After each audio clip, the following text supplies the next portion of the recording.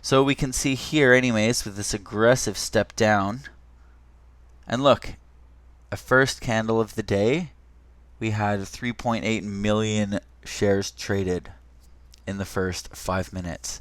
And immediately after that, we have 2.5, we have 2.1, and then you have 2.1 almost again million shares sold. So for those 4 million that were bought, we have over 6 million sold. Not a good sign. So you could have made another short here off this failed 282 extension and covered, you cover on the way down. You could cover some at the 618, some at the 100, some at the 1618, because after these shorts you have violent swings up that could erase your profits quickly, and you want to sell when you can, not when you have to. Anyways, moving on to find the end of our downward trend. We hit the 1618. Let's get a closer look here on this day. We go past the 1618 and swing up to the 1282. So we're going to activate our drawing, move it to the 1282. Now we're starting to hit the 1282 and bounce up to the 618. So that's a good sign. These downward swings are smaller than these massive ones, but that doesn't necessarily mean the end. So we push down to the 282, come up to the 618. Then we're going to move it to where we came up on the 618. Now we're in business. Now we're failing to meet the 618 and our lows, and we're coming up past the 282. So our upward swings are getting bigger, our downward swings are getting drastically smaller. And we've made our first higher low.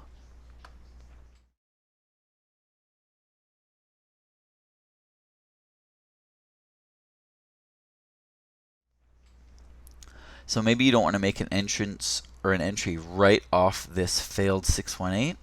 Maybe you want to wait for another higher low, because then you have 3 points drawing a line. And I like to actually wait till we're pushing up off of the 282 or closing above the 282. So we close above the 282 here.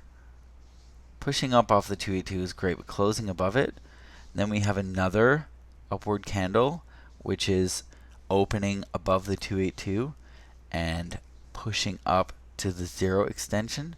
So we kind of have a double top here. Then we have another higher low, which is pushing down. So this low isn't even making the 282. So you could probably do Fibonacci extensions for these things, but really once you've failed to make a 618 and you start to bounce higher and push up off this 282, sometime around here would probably be a good time to make an entry. And you can see from that, we push up and come down and push up again. Now we're bouncing off the VWAP. 50-day moving average is starting to curl up. So all these are good signs to determine the end of your downward trend, because your downward swings have gotten smaller and you're starting to finally use that 282 as support instead of resistance. And if you wanted to go the other way around, you take a measurement from the low to our swing high, push it off this low. So you can see here we have a wave pattern. Here we have another wave pattern, but it does close above this 282. And as I've often stated, a 28.2 extension or a 1282 extension is often the last guardian between the bulls and the bears. So even though we push down, we close on or above this 282 and we start to move up off this 282. So that could be a good sign to make an entry if you want to take a starter position, get in at the bottom. Then we have our push up and our step down. We're bouncing off the 100 extension and the VWAP. So that would be when we would move our Fibonacci extension off of this low. You can see again we make a 282. So if you would have taken an entry here, you would have made about 5%. And you can see when we pull back here, we pull back and push down above this 282. So that would be a great time again to activate your drawing. to activate your drawing and move it off of these lows. And you can see again, you make about another 5%. That's how to determine the end of an upward trend, and also how to determine the end of a downward trend. And it's pretty much the same thing except in reverse.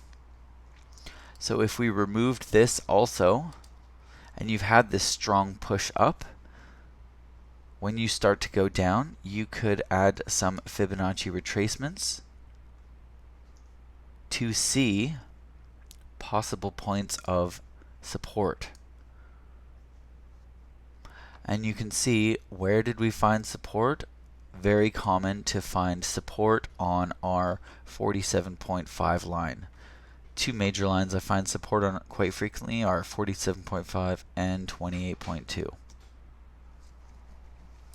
Now, just because we're coming up like this doesn't mean we won't take another massive step down. If we measure from the top here with the Fibonacci extension,